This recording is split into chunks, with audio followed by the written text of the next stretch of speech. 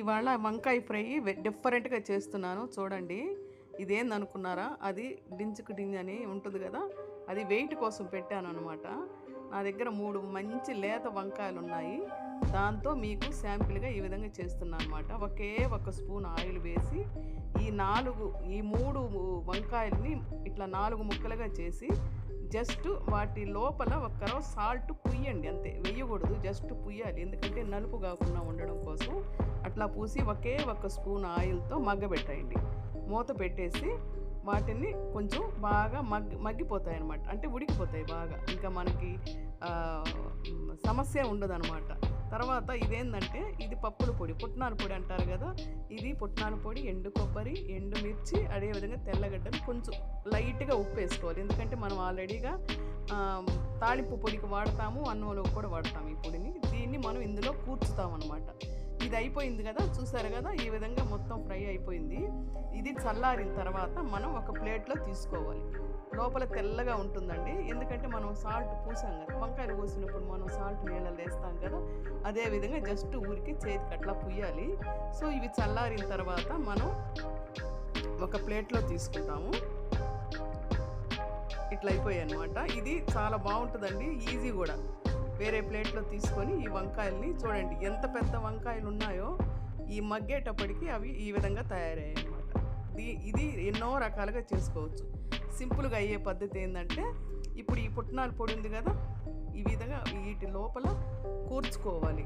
అది చూసారు కదా, లోపల తెల్లగా ఉంది. ఇది ఎందుకు ఉందంటే, మనం ఆల్రెడీ ఒక సాల్ట్ ఒక రవ్వ అట్లా పూసామన్నమాట. ఈ పుట్నాల పొడి లోపల పెట్టేసి మనం దాన్ని ఒక గుత్తొంకాయ టైపులో పెట్టేసుకుంటే సరిపోతుంది. ఆల్రెడీ దాని లోపల కొంచెం నీరు లాంటిగా కొంచెం తేమగా ఉంటుంది ఆ వంకాయలు. ఇది వేయగానే అది బాగా ఇదైపోయి బాగుంటుంది అనమాట. సో వీటిపైన కొంచెం పుట్నాల పొడి అట్లా యాడ్ చేసుకొని ఇది అన్నంలో తింటే చాలా బాగుంటుంది. ఇది చాలా ఈజీ కూడా మీకు. సో ఈ రెసిపీ మీ ఒక్కసారి ట్రై చేసి చూడండి. పుట్నాల పొడి ఉంది, వంకాయలు ఉన్నాయి అనుకుంటే కనుక ఈ విధంగా మీరు ఒక్కసారి ట్రై చేసి చూడండి. అవి లేత వంకాయలు ఉండాలండి. ఇదండి ఈ రెసిపీ, చాలా బాగుంటుంది. మరొకసారి రివ్యూ చేద్దాము. మామూలుగా వంకాయలు ఈ విధంగా నేను ఇంకా పోపు ఏం అవసరం లేదండి, ఒక్క స్పూన్ ఆయిల్ చాలు. దీనికి ఎక్కువ ఆయిల్ కూడా పట్టదు. ఆ ఆయిల్లో చూసారు కదా, వంకాయలు, పెద్ద వంకాయలు ఎంత పెద్ద ఉన్నాయో అవి మగ్గేటప్పటికి అవి చిన్నగా అయిపోతాయి అన్నమాట. చూసారు కదా, ఈ విధంగా ఒకే ఒక స్పూన్ ఆయిల్తో అవి బాగా మగ్గిపోతాయి. సో దీంట్లో మనం ఈ పుట్నాల పొడిని లోపల కూర్చుకొని తినేయడమే, అంతేనండి. చాలా బాగుంటుంది, అన్నంలో కూడా చాలా బాగుంటుంది. చూడండి, అవి మగ్గిన తర్వాత ఎంత బాగా చిన్నవైపోయాయి. ఇంకా అది ఉడకాల్సిన అవసరం లేదు.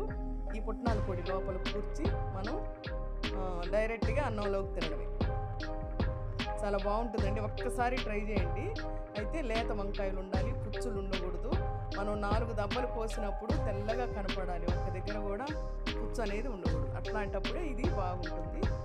అంతేనండి, వంకాయ వేరే స్టైల్లో ఈ విధంగా చేసుకోండి, చాలా బాగుంటుంది, అన్నంలో కూడా బాగుంటుంది. ఇదండి వీడియో. ఈ మధ్యకాలంలో నేను వీడియోలు చేయడం ఆపేశాను, కొంచెం సిక్ అయినందువల్ల. సో మళ్ళీ మొదలుపెట్టాను. మీకు నచ్చితే లైక్ చేయండి, షేర్ చేయండి, సబ్స్క్రైబ్ చేయండి. మరిన్ని వీడియోల కోసం నా ఛానల్ని ఫాలో అవ్వండి. Thank you for watching video. Simple curries అండి, హంగామా ఏమి ఉండదు నా ఛానల్లో.